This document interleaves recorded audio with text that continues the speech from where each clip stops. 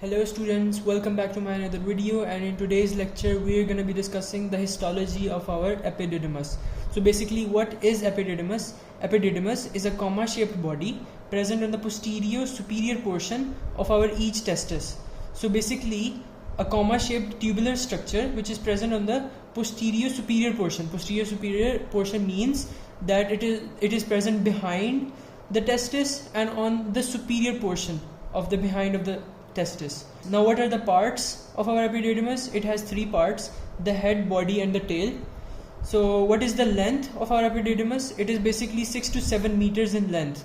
So we can see that 6 to 7 meters length is a lot for the epididymis, but it is compact in such a way that it is completely present behind the testis. Okay, now we're going to be discussing the important points of our epididymis. Basically, the coils of the epididymis are present between the connective tissue, meaning that the connective tissue is scattered between the coils of the epididymis. Now the duct starts from the testis as a head. So the three parts we'll be discussing in detail. The duct starts from the testis as head, then it forms the body, and then finally the tail. So it is basically winding in a complicated manner, forming the body and tail of the epididymis. The tail opens into the ductus deferens without demarcations, meaning that it directly opens into the ductus deferens. We don't have any distinguishing feature which distinguishes the tail of the epididymis and the ductus deferens. So now the histological features of our epididymis include the pseudostratified ciliated columnar epithelium and a thin layer of smooth muscles. So first of all, the pseudostratified ciliated columnar epithelium has two types of cells. First one are the principal cells and the second are the basal cells. The principal cells are basically the tall cells. They consist of stereocilia and function in increasing the luminal surface area, and then there are two other functions as well, which are that the principal cells help in absorption of the testicular fluid of the spermatozoa, and they also secrete glycoproteins which help in decapacitation. So the glycoproteins help in decapacitation. So when the spermatozoa enter the female body or the vaginal canal, then they are into the female uterus, and there the glycoproteins are removed by a process called the capacitation. So the second type of cells are the basal cells. These are round cells and they rest on the basal lamina, meaning that they are present on the basal side of the lumen. They are also called the reserve cells for lining the epithelium. Basically, they line the epithelium and they are called the reserve cells. Now we're going to be talking about the smooth muscles. On the head, the smooth muscle layer is thin, and the body it is also same, meaning that it is thin on the body as well. And on the tail, there are three layers of smooth muscles. So now we're going to be drawing a histological diagram of our epididymis. So first of all, these are the lumen of our epididymis, and we're going to be drawing the epithelium.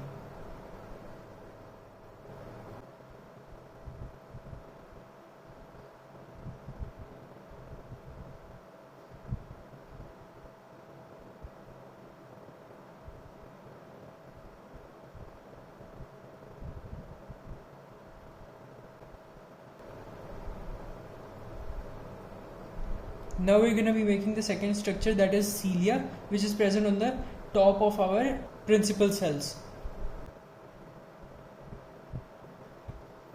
For showing the basal cells, we're going to be drawing the principal cells in such a way that the basal cells are present between two principal cells.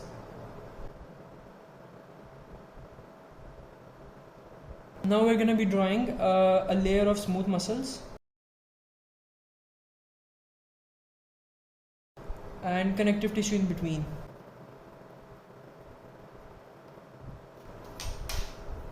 Now we're going to be drawing the nuclei.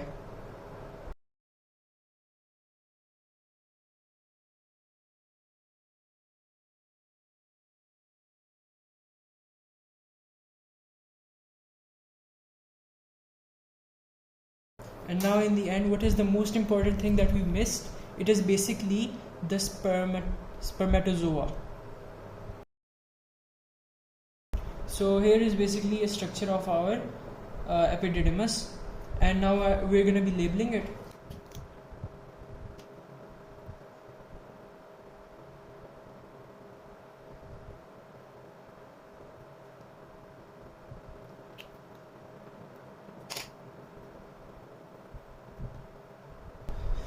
So this is the connective tissue, these are the nuclei of our fibroblast, this is the smooth muscle, the principal cells, the basal cells, the spermatozoa, and finally the cilia.